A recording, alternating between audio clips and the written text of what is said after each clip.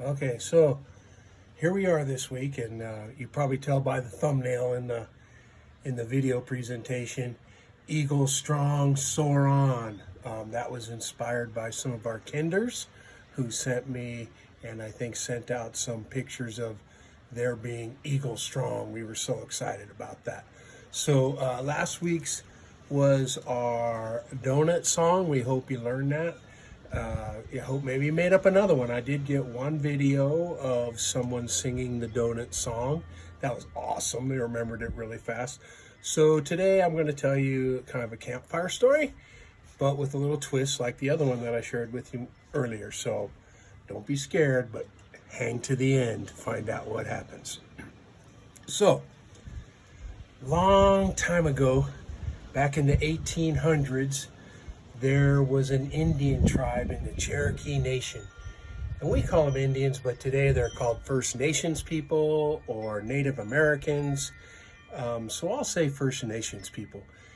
And one of their traditions was when a young warrior was about to come of age, usually around 14 or 15 years old, they were sent on a 10-day, sometimes 2-week journey to find themselves. They were sent off from their tribal camp with nothing at all, and they had to create everything themselves.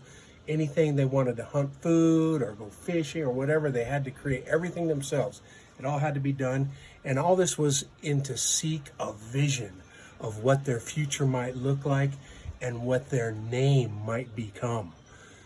So a pretty cool Native American tradition. And also, I'm not going to get into details, but there is a lot of parts about where they kind of self-torture themselves to get to that vision, but we're not going to share that today. So this is a story of a young brave in a Cherokee Nation tribe. And his father's name was Chief Falling Rock. And his name, of course, was Falling Rock. Great name for a Native American. So it was about that time for young Falling Rock.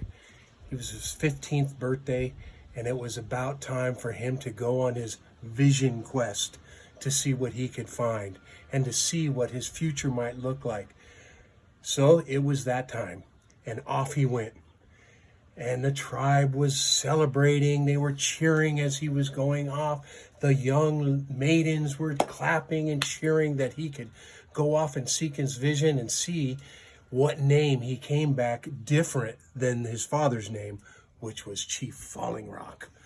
So off he went, and days went by and days went by, and everybody was waiting for the return of Chief Falling Rock's son. When is he going to come back? And then 2 weeks went by, and still no son of Chief Falling Rock. So we wonder what had happened, what had gone wrong on his vision quest.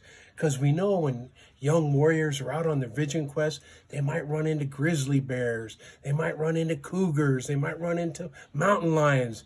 So we weren't quite sure. The tribe was really starting to worry. And they really wanted to see what his vision was going to be for the future, to see what his new name would become, so he wouldn't be named after his father, Chief Falling Rock. Well, now it's close to 3 weeks, and he still hasn't come back. So now the tribe decided to get a group of warriors together to go look for young Falling Rock. So they searched and they searched and they searched, and they went high into the mountain peaks. They went way down into the valleys. They searched the streams, the lakes, the rivers, everything for any sign of young Falling Rock. Nothing to be found. Chief Falling Rock was devastated. His son hadn't returned on his vision quest. Not only was he not returning, but he wasn't returning with the vision for the rest of his life and what his new name would be. So a month went by. Still, the tribe was really sad and mourning the loss of young Falling Rock. So Chief went on one more expedition by himself, and he went to look for his son. He knew he could find him if he went out on his own. So Chief Falling Rock went out, and he searched and he searched and he searched, and he was gone for another 10 days searching for his son. And after those 10 days, Chief Falling Rock really began to get depressed and sad that he had lost his son and couldn't find him.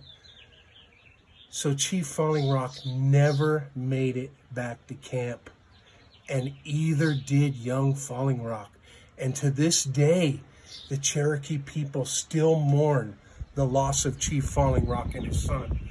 So when you travel through the forest on the roads today, that is why you will see signs that say, "Watch for Falling Rock." We hope you enjoyed the story. There's your punchline. And as always, soar on, Eagles, soar on.